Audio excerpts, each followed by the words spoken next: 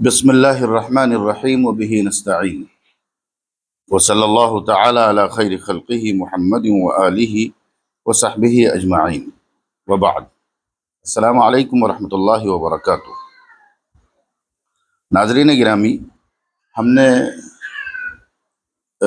پہلے ویڈیو میں پہلی قسط میں یہ پہلو پیش کیا کہ حضور اکرم صلی اللہ علیہ وسلم کی اپنی ازواج مطہرات کے ساتھ کیسے معاملات تھے، کس طرح کا آپ کا برتاؤ تھا، آپ کی ازدواجی زندگی کی کچھ خوبصورت جھلکیاں پیش کرنے کی کوشش کی۔ دوسری قسط میں ہم نے یہ پہلو پیش کیا کہ آپ صلی اللہ علیہ وسلم اپنی ازواج مطہرات کی کس طرح سے تعلیم و تربیت کا اہتمام فرماتے تھے، ان کی روحانی تربیت، ان کی دینی تربیت، ان کے عقیدے کی تربیت، ان کے اخلاق کی تربیت، ان کے سلوک و برتاؤ کی تربیت کا کیسے اہتمام فرماتے تھے،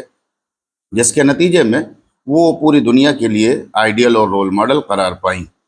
اس سلسلے کی یہ آخری اور تیسری قسط ہے، جس میں اس پہلو کو پیش کیا جائے گا کہ گھر کی مشکلات، گھر میں پیش آنے والے مسائل کو رسول اکرم صلی اللہ علیہ وسلم کس طرح حل کیا کرتے تھے۔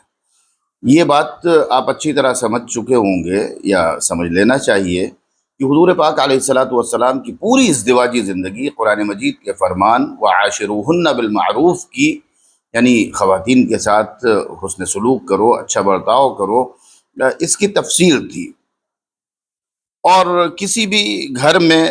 مشکلات پیش آ سکتی ہیں، کوئی گھر بھی ایسا نہیں ہوتا ہے جو مسائل سے، ایشوز سے،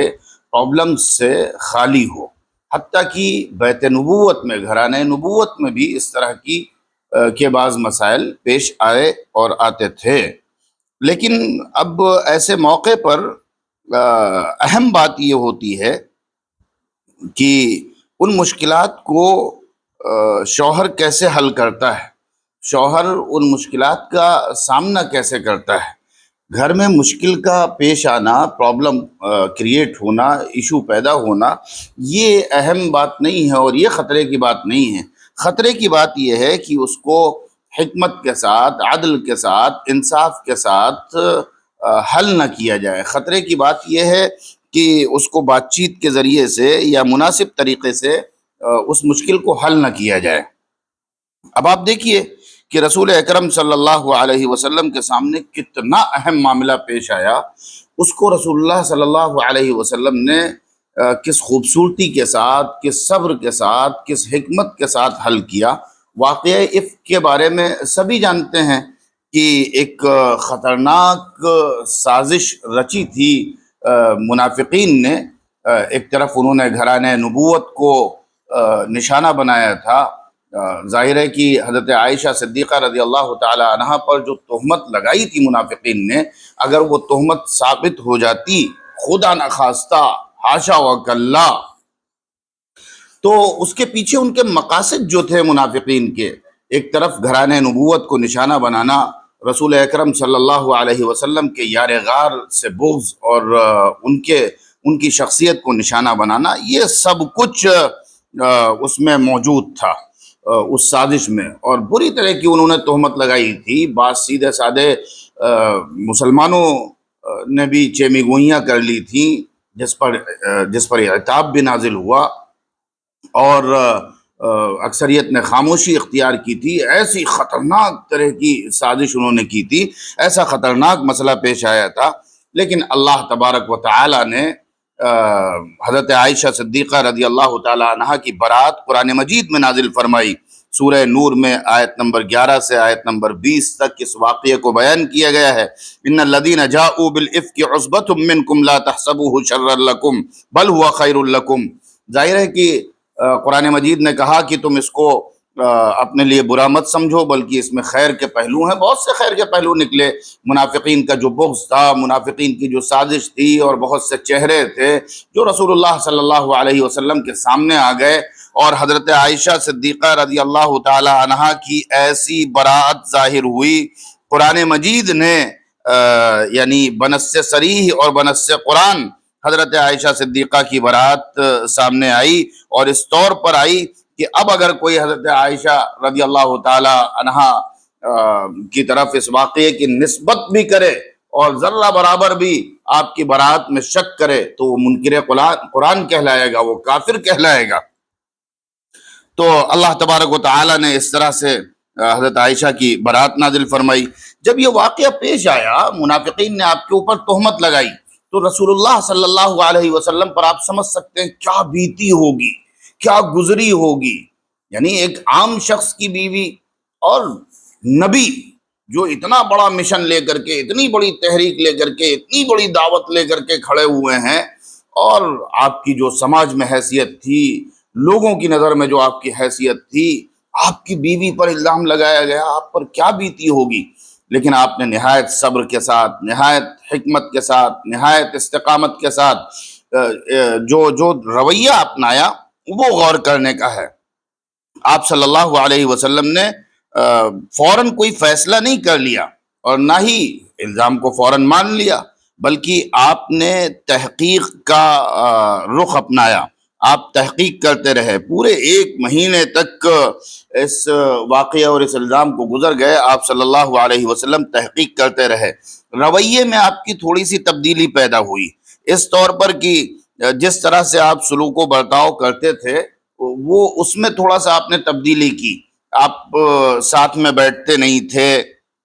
اور اس طرح کی شفقت اور عنایت نہیں ہوتی تھی آپ کی طرف سے جو اس سے پہلے جس کا مظاہرہ ہوا کرتا تھا۔ یہ تھوڑی سی رویے میں اللہ کے رسول نے تبدیلی فرمائی۔ پھر باہر کے لوگوں سے بھی اور گھر کے لوگوں سے بھی حضرت عائشہ کے سلوک و برتاؤ، حضرت عائشہ کے اخلاق اور کردار کے سلسلے میں آپ نے تحقیقات شروع کی۔ آپ نے اسامہ بن زید سے پوچھ تاچھ کی، آپ نے علی ابن ابی طالب سے آپ کے اخلاق کے متعلق پوچھا، حضرت عائشہ کی خادمہ حضرت بریرہ سے، حضرت زینب سے، ان سب سے آپ صلی اللہ علیہ وسلم تحقیق کرتے رہے۔ اور پھر 1 مہینہ تقریباً جب گزر گیا تو پھر آپ صلی اللہ علیہ وسلم نے اس پورے مشورے اور تحقیق کے بعد حضرت عائشہ رضی اللہ تعالی عنہا سے دو بدو اور روبرو صاف صاف گفتگو فرمائی، اور حضرت عائشہ سے آپ نے کہا کہ دیکھو عائشہ، تمہارے بارے میں میرے پاس یہ بات پہنچی ہے اس طرح سے، اگر تم بری ہو تو عنقریب اللہ تبارک و تعالیٰ تمہاری برات کا اظہار فرما دے گا، تمہاری برات نازل فرما دے گا، اور اگر خدا نخواستہ تم سے کوئی گناہ ہوا ہے تو اللہ سے استغفار کرو، توبہ کرو، اس لیے کہ بندہ جب اپنے گناہ کا اعتراف کر لیتا ہے اور اللہ کے سامنے توبہ کرتا ہے تو اللہ اس کی توبہ قبول کرتا ہے۔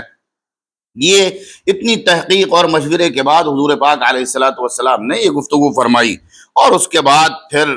اللہ نے جب برات نازل فرما دی تو برات کے بعد اس کا احتمال تھا کہ حضرت عائشہ اس عرصے میں جس کرب سے اور جس تکلیف سے گزری تھی ان کی طرف سے کچھ غصے کا اظہار ہو، تو آپ صلی اللہ علیہ وسلم نے اس پر کوئی ریئیکٹ نہیں کیا، کوئی رد عمل نہیں کیا، بلکہ اس کو برداشت کیا۔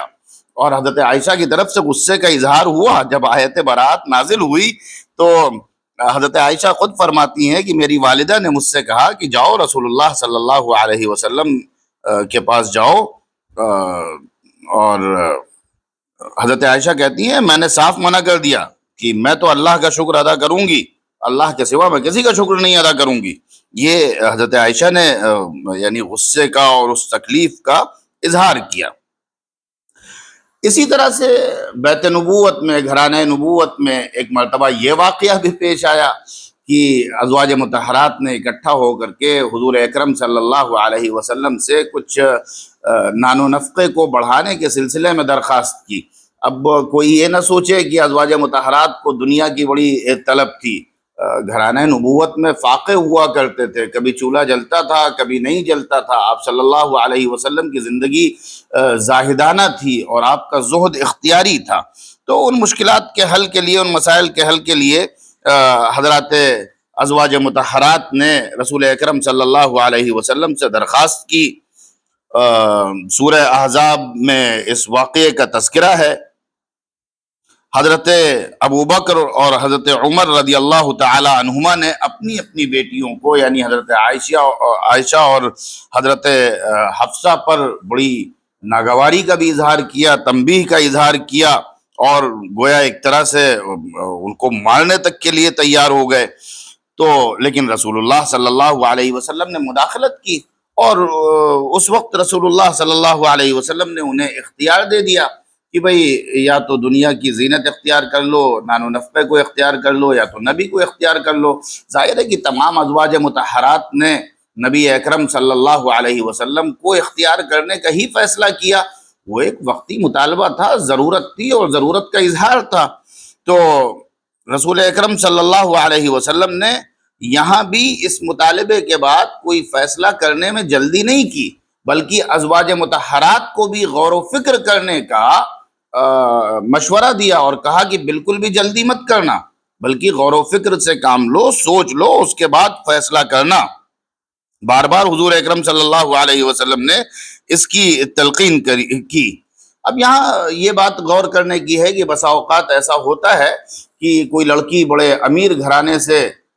جائے اور شوہر کے پاس اس قدر مال نہ ہو کہ جتنی اس کے باپ اس کی ضروریات پوری کرتے تھے اتنی شوہر کر رہا ہو، تو ایسی صورت میں اس کو چاہیے کہ وہ برداشت کرے اور شوہر کا جو معیار ہو اس معیار کے مطابق زندگی گزارنے کی کوشش کرے۔ اور اعتدال کی بات یہ ہے کہ جس گھرانے سے لڑکی آئی ہے شوہر بھی اس کی رعایت کرے اور اس کے بس بھر میں جو کچھ ہو وہ پورا کرنے کی کوشش کرے۔ بعض مرتبہ ایسا ہوتا ہے جب کئی خواتین ہوتی ہیں کہ وہ شوہر کے خلاف کسی بات پر متفق ہو جاتی ہیں۔ رسول پاک صلی اللہ علیہ وسلم کی زندگی میں بھی ایسا ایک موقع پیش آیا۔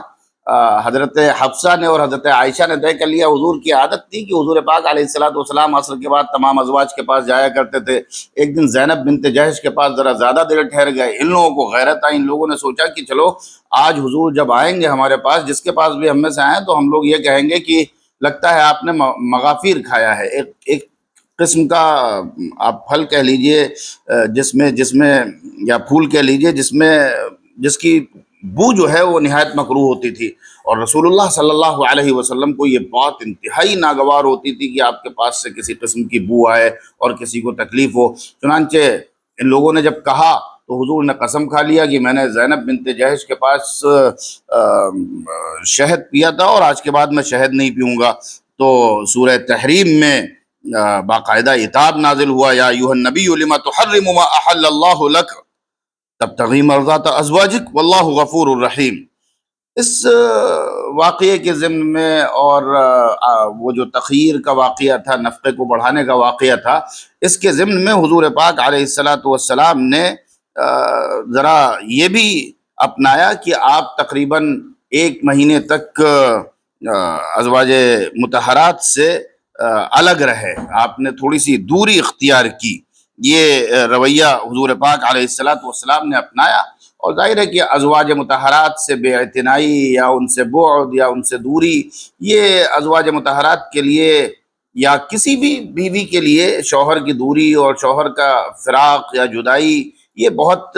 مشکل ہوتی ہے۔ لیکن اس موقع پر رسول اللہ صلی اللہ علیہ وسلم نے یہ اسلوب تنبیہ کے لیے اختیار کیا۔ تو یہ حضور پاک علیہ السلام کے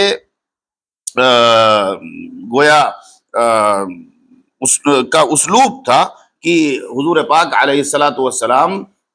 اس طرح سے اپنی ازواج مطہرات اور اپنے درمیان یا گھریلو جو مسائل پیش آتے تھے ان مسائل کو حل کرنے میں بڑی عقل مندی، دانش مندی، صبر، استقامت اور کہنا چاہیے کہ بڑی فقاہت کا ثبوت دیا کرتے تھے، اور اس ثبوت کے ساتھ حضور پاک علیہ السلام گھریلو مسائل کو حل کیا کرتے تھے۔ میں پھر یہ عرض کروں گا کہ گھریلو مسائل پیش آنا